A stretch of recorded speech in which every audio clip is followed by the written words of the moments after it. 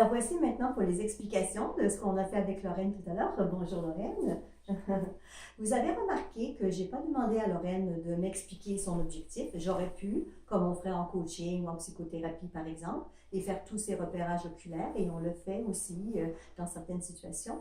Mais là, pour la démonstration, je voulais vous montrer quelque chose de simple, de rapide que vous pouvez faire chez vous, qui est de dire, OK, c'est quoi mon but? Qu'est-ce que je veux atteindre? Et puis de regarder où vont vos yeux. Donc, Lorraine, tu te souviens que c'était au tout début, ton objectif? Oui. Il était là-bas, exactement. Puis c'est moi aussi ce que j'ai observé.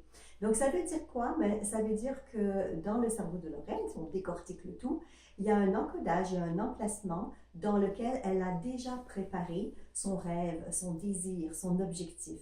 Et il est placé là-bas, comme dans une pièce de la maison, il serait dans le salon ou dans la cuisine. Mais là, c'est là-bas. Donc, ça veut dire quoi? Ça veut dire que ce rêve-là, il n'est pas encore réalisé, mais on veut qu'il se réalise, bien sûr, et c'est pour ça que j'ai demandé à Lorraine de prendre quelque chose qu'elle veut atteindre, mais qu'elle n'a pas toujours, ça n'a pas toujours été facile à atteindre. Pourquoi? Parce que dans des cas comme ça, on a besoin d'installer encore plus de ressources, de savoir qu'est-ce qui bloque, en fait, qui empêche. Donc, dans un deuxième temps, je lui ai demandé quoi? Je lui ai demandé de recontacter une expérience d'un objectif qu'elle avait déjà atteint. Lorraine, tu te souviens où c'était? Oui, c'était un petit peu plus bas, exactement. Et ça veut dire quoi? Ça veut dire que dans ses réseaux neuronaux, dans ses liens, dans son cerveau, dans son encodage à l'intérieur d'elle, il y a déjà des stratégies gagnantes. Elle a déjà été capable de faire quelque chose, de le réaliser et avec satisfaction. Donc, on a tous ces moments-là et c'est ça qui est magnifique. On n'a qu'à, à l'intérieur de nous, chercher un moment où on a déjà réalisé un but. Et juste le fait de faire ça, c'est comme aller chercher dans une pièce de la maison quelque chose qui va nous être utile pour ce qu'on est en train de faire en ce moment. Et l'inconscient va faire quoi? Ben, il va remonter les stratégies, les façons de faire, les croyances peut-être qui sont reliées à ça, et toutes les ressources aidantes, comme par exemple peut-être de la motivation, peut-être de la détermination, peut-être voilà, du calme, enfin je ne sais pas quelles ressources Lorraine a été chercher. Mais ce qui est intéressant à savoir, c'est qu'on n'a pas nécessairement besoin non plus de nous nommer physiquement, on peut, mais ce n'est pas nécessaire, puisque l'inconscient va chercher la ressource qu'il a vraiment besoin pour aider Lorraine, dans ce cas-ci, à atteindre son objectif.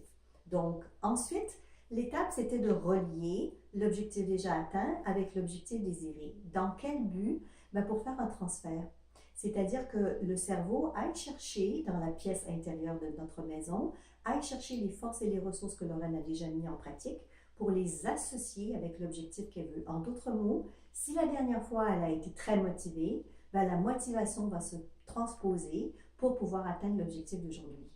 Si par exemple ça a été une bonne prise de décision à l'époque, bien, il y a une prise de décision, une stratégie de prise de décision qui va se transposer dans cette nouvelle atteinte de l'objectif. Donc c'est pour ça qu'on fait le lien avec les yeux, entre les deux. Pourquoi? Parce que chaque mouvement oculaire va aller chercher les réseaux neuronaux et comme créer des liens ou des ponts entre les deux pour que l'information circule entre justement ce qu'on a déjà réalisé et ce qu'on souhaite réaliser. Puis en dernier, j'ai demandé à Lorraine de se projeter dans le futur. C'est fait, c'est réalisé. Puis là, il y avait la joie et le bonheur qui revient d'ailleurs encore. Et ton objectif s'est positionné presque au même endroit. Tu as remarqué ça?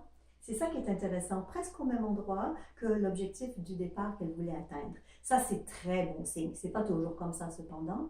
Mais ce que ça veut dire, c'est que son objectif désiré est très, très proche de son objectif réalisé, désiré et souhaité. En d'autres mots, entre ce que je veux atteindre et ce que je vais atteindre, donc ce que je veux et ce que je vais, ben, la distance est très mince. Donc ça, pour Lorraine, c'est génial de savoir ça, que tout est très relié ensemble.